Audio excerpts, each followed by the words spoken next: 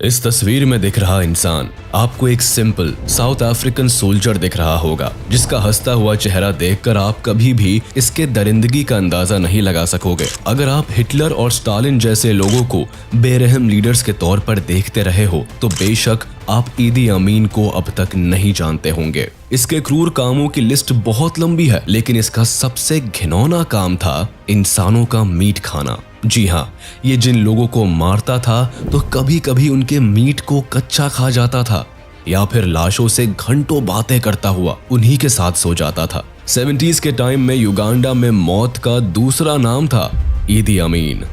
इसने हथियार रखने के लिए युगांडा में बिल्डिंग बनवाई, लेकिन यहाँ हथियार नहीं रखे गए।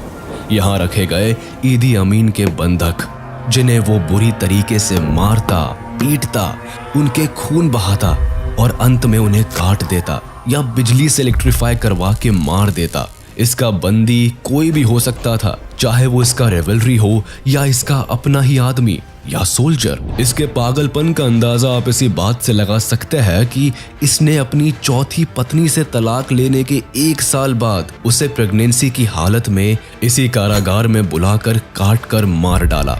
इसने अपने 8 साल के डिक्टेटरशिप में 5 लाख से ज्यादा लोगों को बेरहमी से मार डाला। ईदी अमीन का जन्म 1925 में कोबोको नाम की एक जगह में हुआ था। अमीन के पिता का नाम एंड्रियस नायाबीर था, जो रोमन कैथोलिज्म से इस्लाम में कन्वर्ट हो गया था, और इसने अपना नाम अमीन दादा रख लिया। जब इसका पहला बेटा जन्मा तब नायाबीर ने इसे ईदी अमीन नाम दिया। जल्दी ही ईदी अमीन के माँ बाप अलग हो गए और तब अमीन की माँ इसे अपने साथ लेकर बैम्बू सिटी में आ गई। शहर में गुजारा करना आसान नहीं था, ऊपर से भयानक गरीबी थी। अब खाने के पैसे भी पूरे नहीं हो रहे थे, तो पढ़ाई का खर्चा अमीन की माँ कैसे उठा पाती। इसीलिए अमीन की माँ उसे ज्यादा नहीं पढ़ा पाई। लगभग 4th क्लास तक पढ़ने के बाद अमीन पैसे कमाने के काम में लग गया। कई सारे छोटे मोटे काम करने के बाद उसने किंग्स अफ्रीकन राइफल्स ज्वाइन कर लिया, जो कि उन दिनों ब्रिटिश कोलोनाइजेशन आर्मी का विंग था। अमीन का जन्म काकवा ट्राइब में हुआ था। वहाँ के लोग नेचर के काफी करीब होते थे। उनके जीने और रहन सहन का तरीका काफी अलग था। वो जानवरों को मारकर उसका खून पी जाया करते थे, उसके मीट को कच्चा खा लिया करते थे। कई सारे रिचुअल्स में कुर्बानी देना और मार काट इस ट्राइब के लिए बड़ी बात नहीं थी। ऐसी एनवायरनमेंट में बड़े होने की वजह से अमीन भी काफी खूंखार स्वभाव का था, और जैसे जैसे उसे पावर मिलता गया उसका ये हिंसक स्वभाव बढ़ता गया।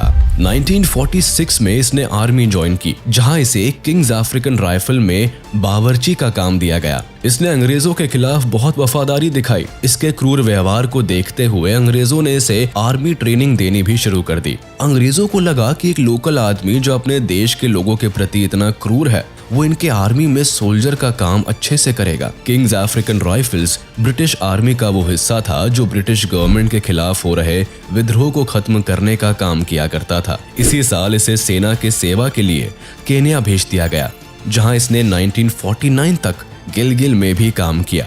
अमीन की लंबाई तकरीबन 6 फुट 4 इंच की थी और ये दिखने में भी काफी हट्टा कट्टा था, जिस वजह से ये दूसरे किसी भी साधारण व्यक्ति से काफी मजबूत दिखाई देता था। ब्रिटिश सेना ने इसकी वफादारी और इसकी कदकाठी देखते हुए इसे रग्बी खेलना और वेट लिफ्टिंग करने की ट्रेनिंग भी दी। ब्रिटिश आर्मी में काम करने के दौरान ये 1951 से लेकर 1960 तक हेवी वेट चैंपियन रहा।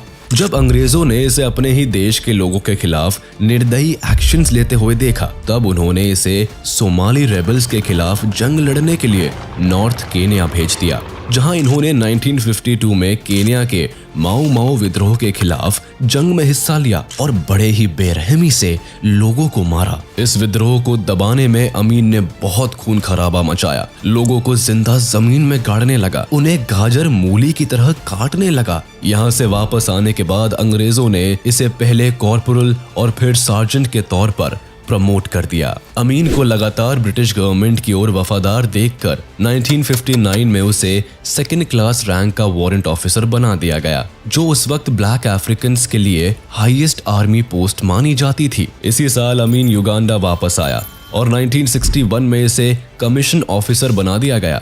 ये डेजिग्नेशन अब तक केवल 2 ही अफ्रीकन्स को दिया गया था।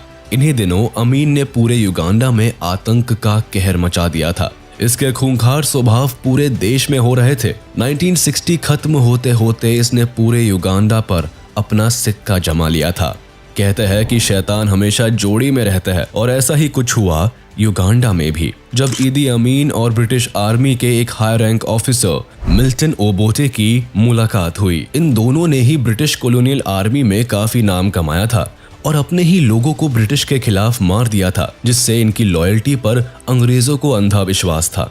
इसी वक्त इन दोनों ने मिलकर अफ्रीका से सोने और आइवरी, जिसे हाथी का दांत कहते हैं, उसकी स्मगलिंग शुरू कर दी। क्योंकि दोनों ही हाई रैंक ऑफिसर्स थे तो इन्होंने इसका फायदा उठाते हुए अंग्रेजी कारतूसे, बुलेट्स और गन्स की भी स्मगलिंग शुरू कर दिया, जिससे कि ये बहुत पैसा कमाने लगे थे।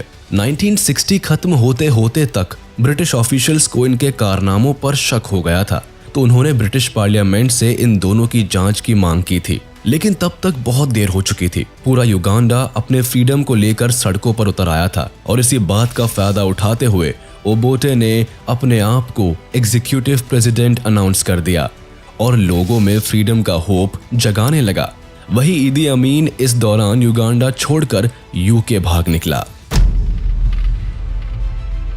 1962 में युगांडा को आजादी मिली और मिल्टन ओबोटे इस देश का प्राइम मिनिस्टर बना और ईदी अमीन डेप्यूटी कमांडर बनाया गया। 1964 में आर्मी पर अमीन के प्रभाव को देखते हुए इसे कमांडर ऑफ आर्मी बना दिया गया और इसी दौरान ओबोटे ने युगांडा की प्रेसिडेंसी हासिल कर ली।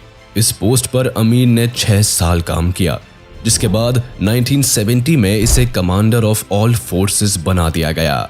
इस वक्त तक ईदी अमीन और युगांडा के प्राइम मिनिस्टर मिल्टन ओबोटे के बीच बेहद गहरी दोस्ती थी, लेकिन ओबोटे की प्रेसिडेंसी हासिल करते ही अब अमीन का दिल जलने लगा। एक वक्त पर दोनों दोस्त रहे थे, ऐसे में अमीन को ओबोटे के अंडर काम करना कैसे मंजूर होता। इधर ओबोटे ने अपने दिमाग में एक वहम पाल रखा था कि अमीन कभी भी उन्हें धोखा नहीं देंगे, पर ऐसा था नहीं। अमीन और ओबोटे दोनों ही पावर और पैसों के लिए भूखे थे। ऐसे में अमीन को ओबोटे के अंडर रहकर काम करना पसंद नहीं आ रहा था। ईदी अमीन मिल्टन ओबोटे को हटाकर युगांडा के प्राइम मिनिस्टर बनने का सपना देख रहा था, पर मिल्टन ओबोटे के रहते ऐसा पॉसिबल नहीं था। ऐसे में अमीन ने सत्ता को पाने के लिए अपनी ताकत बढ़ाना शुरू कर दिया।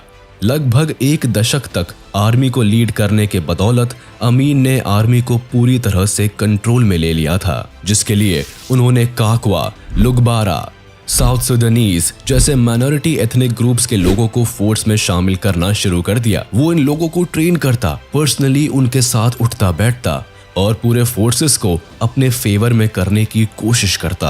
अमीन ने 1968 तक आर्मी के अंदर अपने लोकल लोग जो नाइल रीजन के थे उन्हें काफी बड़े संख्या में भर्ती कर लिया। लगातार माइनॉरिटीज को ट्रूप्स में रिक्रूट करने की वजह से युगांडा की सारी फोर्सेस में अब माइनॉरिटीज की संख्या बढ़ चुकी थी। ये माइनर्स अमीन को भगवान से कम नहीं मानते थे। इसके बाद मौका पाते ही 1969 में ओबोटे के ऊपर अमीन ने जानलेवा हमले की कोशिश भी की, लेकिन ये कोशिश नाकाम रही और ओबोटे सतर्क हो गया। इस हमले के ठीक बाद ओबोटे को लग गया कि अमीन को सारे फोर्सेस का चीफ बनाना उनके लिए भारी पड़ सकता है और इसीलिए उसने अमीन को डिमोट कर दिया और अब अमीन सिर्फ आर्मी चीफ बना दिया गया। इस फैसले ने अमीन को और खतरनाक बना दिया। अब उसके जीने का मकसद बन गया था ओबोटे को जान से मारकर खत्म करना और युगांडा की गद्दी हड़पना।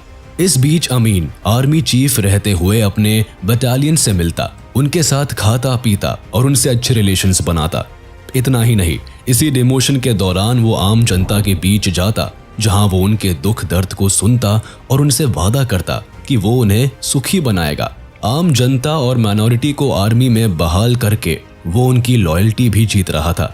वो लोगों को धीरे धीरे ओबोटे के सरकार के खिलाफ भड़काने भी लगा और आम जनता का मसीहा बन बैठा। चूंकि ओबोटे की इमेज पहले से ही जनता के बीच अच्छी नहीं थी और ऊपर से इनके स्मगलिंग की कहानियां भी जनता को पता था। ऐसे में जब ओबोटे के दोस्त अमीन खुद ही जब उसकी बुराई करने लगा तो लोगों को पूरा यकीन हो गया कि ओबोटे एक करप्ट नेता है और युगांडा को उससे मुक्ति दिलानी है। ऐसे में जब ओबोटे 25 जनवरी 1971 को सिंगापुर में हो रहे कॉमनवेल्थ समिट मीटिंग को अटेंड कर रहे थे, तभी युगांडा में अमीन ने अपने वफादार ट्रूप्स के सहारे एयरपोर्ट, ओबोटे का घर और सारे मेन रोड्स को ब्लॉक कर दिया। ओबोटे की खराब इमेज थी ही, ऊपर से जब अमीन ने सत्ता की कमान अपने हाथ में ली तो लोगों ने ईदी अमीन को ही अपना नेता मान लिया।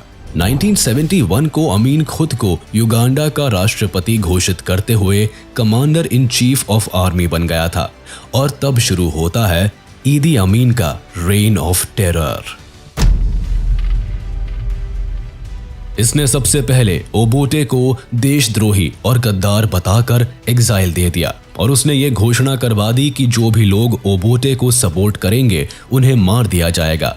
ईदी अमीन ने प्रेसिडेंट बनते ही कई तरह के बदलाव शुरू कर दिए। गवर्नमेंट हाउस का नाम बदलकर द कमांड पोस्ट रख दिया। फिर इन्होंने देश के intelligence agency general service unit का नाम बदलकर स्टेट रिसर्च ब्यूरो रख दिया, जिसका हेडक्वार्टर कंपाला में रखा गया, जहां आगे जाकर लोगों को टॉर्चर किया जाने लगा। इसी बीच इसने प्रोफेशनल किलर्स की एक आर्मी तैयार करवाई, जिनका एक ही काम था और वो था लोगों को शक के आधार पर जान से मार देना। इसी दौरान ईदी अमीन ने जिंजा और बरारा के लोगों को बड़े बेरहमी से मरवाया। 1972 में ओबोटे तंजानिया में थे, जहां उन्होंने 20,000 रेफ्यूजीज को लेकर एक आर्मी बनाई और युगांडा पहुंचते ही इन्होंने ईदी अमीन की सेना पर हमला कर दिया।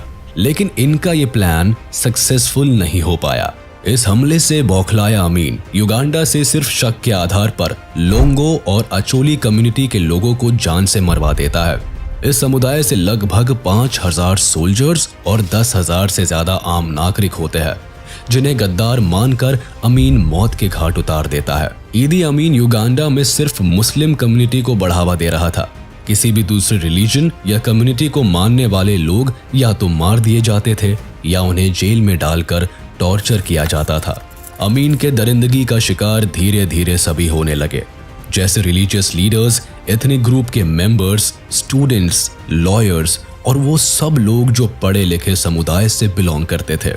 इन लोगों को मरवाकर ये नाइल रिवर में फेंक देता था, जिससे कि एक बार नाइल नदी पर बना विक्टोरिया डैम लाशों से जाम हो गया था। इसके घर में इसने अंडरग्राउंड तहखाने बनवाए थे, जिसमें ये जिन लोगों पर भी शक करता था उन्हें पकड़ पकड़ कर लाता था और उन्हें तरह तरह से टॉर्चर करके मार देता था। कई बार तो ये लोगों के हाथ पैर काट देता था, उनके होठ काट देता था और उन्हें तड़पा तड़पा के गैस चेम्बर में डालकर मार देता। औरतों के जेनिटल्स और ब्रेस्ट वगैरह जैसे अंगों को काट कर उनसे घंटों बातें करता और अंत में उन्हें भी मार देता। लोगों को मारने के लिए इसने concentration camps, gas chambers, electrified water tanks जैसी भयानक चीजें बना रखी थी। ये सब सुनकर अगर आपको नाजी कैंप्स याद आ रहे हो तो आप ये समझ ही गए होंगे कि अमीन को ये प्रेरणा कहां से मिली थी। ये एडोल्फ हिटलर को आइडियलाइज करता था और इसका मानना था कि हिटलर ने जूइश के साथ ठीक किया और वैसा ही बर्ताव उसे अपने देश के लोगों के साथ करना चाहिए। इसके दिमागी पागलपन का हद तो तब पार हुआ जब 1972 की एक सुबह इसने उठकर घोषणा कर दी कि एशियंस अब युगांडा को खाली कर दे। The Uganda still not yet independent.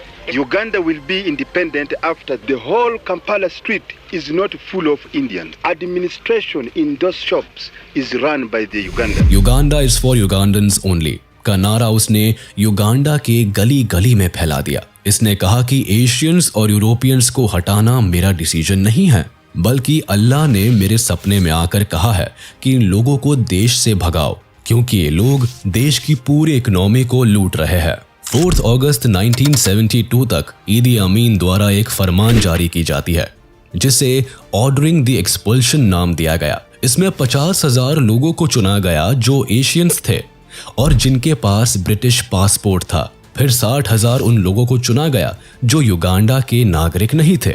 इनमें से कई लोगों को मार दिया गया और कई लोग डर से देश छोड़कर दूसरे जगहों पर चले गए।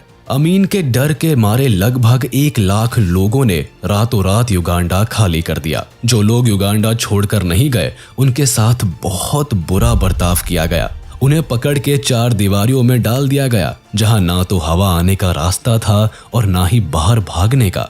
इन तहखानों के दरवाजों को इलेक्ट्रीफाई कर दिया गया था, जिससे कि ट्रेसपासिंग करने वाले बिजली के झटकों से मारे जाते। ऐसी स्थिति में लोगों का दम घुट गया। कुछ लोगों को पकड़ के उसने हाथ पैर काट दिए और उन्हें जिंदा मगरमच्छ के आगे फेंक दिया। इसकी ऐसी बर्बरता देखकर अब युगांडा के सिटीजन्स भी डरने लगे। इनके प्रॉपर्टीज, फैक्ट्रीज और फर्म्स को अमीन ने अपने अनट्रेन्ड आर्मी के हाथों सौंप दिया, जिनकी वजह से देश की अर्थव्यवस्था बेहद कमजोर हो गई।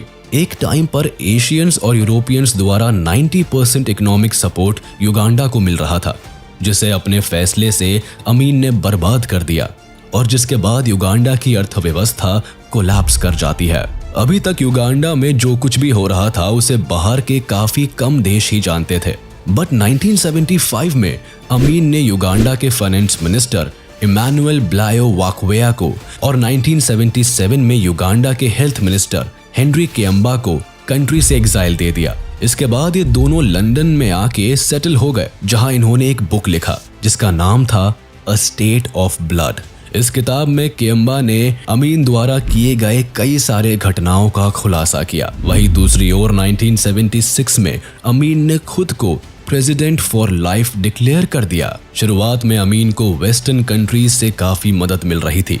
एक समय में इजराइल और जर्मनी भी इनके काफी अच्छे दोस्त थे। जब ओबोटे युगांडा के प्रेसिडेंट बने तो इन्होंने 80 ब्रिटिश कंपनीज को गवर्नमेंट के अंडर कर दिया, जिससे वेस्टर्न कंट्रीज को ओबोटे से खतरा महसूस होने लगा, क्योंकि इनके इस डिसीजन में यूएसएसआर की फ्लेवर नजर आ रही थी, जो कई कैपिटलिस्ट कंट्रीज को बिल्कुल मंजूर नहीं था। और इसी कारण से ये सभी देश अमीन के प्रेसिडेंसी से सहमत थे। अमीन के इनिशियल प्रेसिडेंशियल डेज में इजराइल और यूनाइटेड किंगडम ने फोर्स और फाइनेंशियल सपोर्ट दोनों ही तरह से मदद की, जिसके बाद 1971 में ईदी अमीन दोनों ही कंट्रीज में एडवांस मिलिट्री इक्विपमेंट की सहायता मांगने गए, बट दोनों ही देश ने वेपन्स देने से मना कर दिया। इस बात से अमीन बौखला गया और उसने इसके बदले जो किया उससे इंसानियत शर्मसार हो गई। इसने कई हजार इजरायलीज को बंदी बना लिया और उनका खुलेआम जेनोसाइड कर दिया गया। इस बात पर अमीन ने कहा था कि इस जेनोसाइड की सही जगह जर्मनी होनी चाहिए थी, जहां उसके रोल मॉडल अडोल्फ ने कभी जोइश को मरवाया था। जब युगांडा द्वारा इंडियंस को देश से बाहर कर दिया गया तो भारत भी खफा हो गया और यही काम यूनाइटेड किंगडम ने भी किया, जिसके बाद दोनों ही देशों ने युगांडा से इकोनॉमिक रिलेशंस तोड़ दिए। बट युगांडा को इस बात से बहुत ज्यादा परेशानी नहीं हुई, क्योंकि इस वक्त इसकी मदद लिबिया, यूएस और यूएसएसआर कर रहा था।